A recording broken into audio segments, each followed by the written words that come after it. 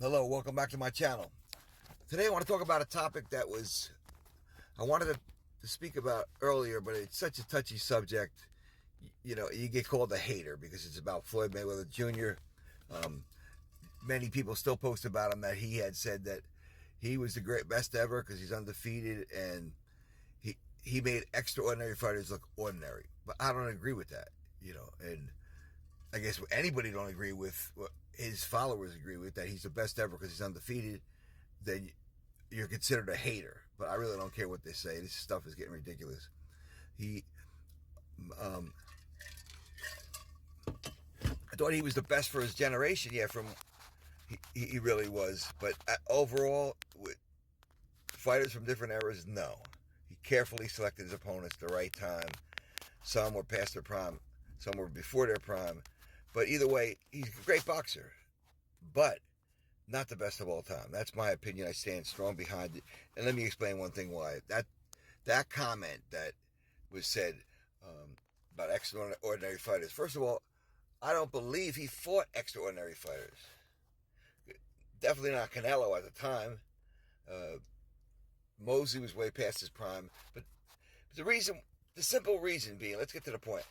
If they were extraordinary, they would know how to fight or attack the Philly shell shoulder roll a different way than what they were doing. They kept on going in, leading to the head with the right hand or a jab, and getting nailed with the right hand counter off the shoulder roll every time. And what do they keep doing? They keep making the same mistake. They didn't adapt. They didn't adjust. They kept doing it. Tried to go to the body, and he spun out. So if you can't adapt, to me, or to a lot of people, that's not a sign of a great fighter. Fighters that did fight that style, Roy Jones, Chavez, Sugar Ray Leonard, they were able to adapt to that shoulder roll. Ray Leonard realized that he was getting nailed in the first round against Mayweather's father, and he realized, I can't go to the head because I'm going to get nailed. I'm just going to throw jabs to the body, make angles, and that was working for him. And then when he was able to hit, he was hitting the areas that you could hit. The left side of the ribs, the kidney area of Mayweather Sr. This was messing up his game plan, and eventually he figured him out. But he had a different approach. He stopped and he adjusted. Same thing with Roy Jones when he fought the shoulder roll against James Toney. He was that clever that he knew that when he's in that stance, that he's waiting for you to throw a punch in the head, and he's going to come back and nail you. So Roy Jones was so smart. What he would do, he would feint a jab, something to James Toney's head, get Toney to come back with that right hand. And when it came, he either pushed it away and countered, or tied him up and moved the opposite direction. So he countered the counter.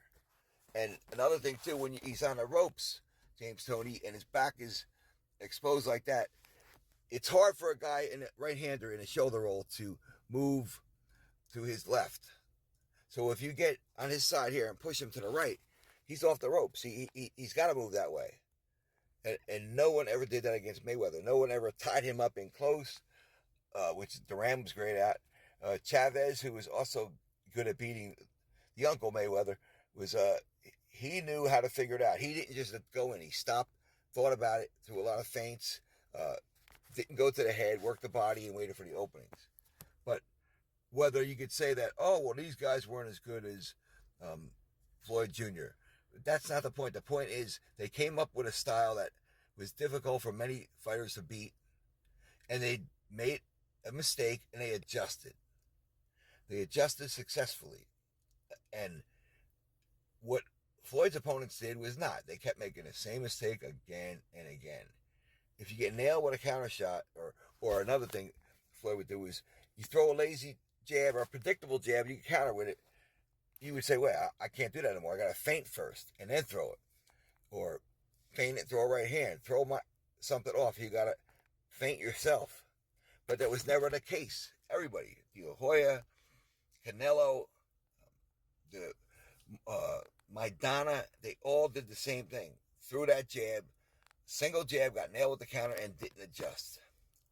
So that's my take on it. That's what I believe is the separation of this good fighter from an elite, extraordinary fighter.